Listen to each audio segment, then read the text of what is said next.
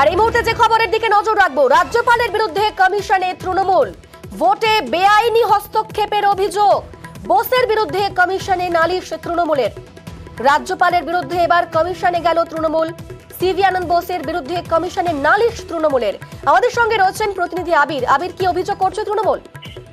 নির্বাচন কমিশনের কাছে আজকে লিখিতভাবে অভিযোগ জানালো হচ্ছে তৃণমূল কংগ্রেস রাজ্যপালের বিরুদ্ধে, এবং তাদের বক্তব্য যে রাজ্যপাল তিনি যে নির্বাচনের দিন যেখানে নির্বাচন হবে সেখানে যাওয়ার যে চেষ্টা তিনি করছেন তা যথাযথভাবে নয়, এবং সাইলেন্ট পিরিয়ড চলছে এই সময়ে তিনি কোনোভাবেই সেখানে যেতে পারেন না।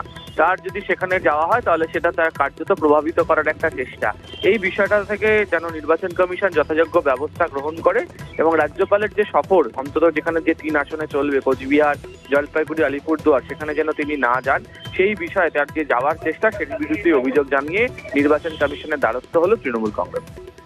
বেশ, ধন্যবাদ।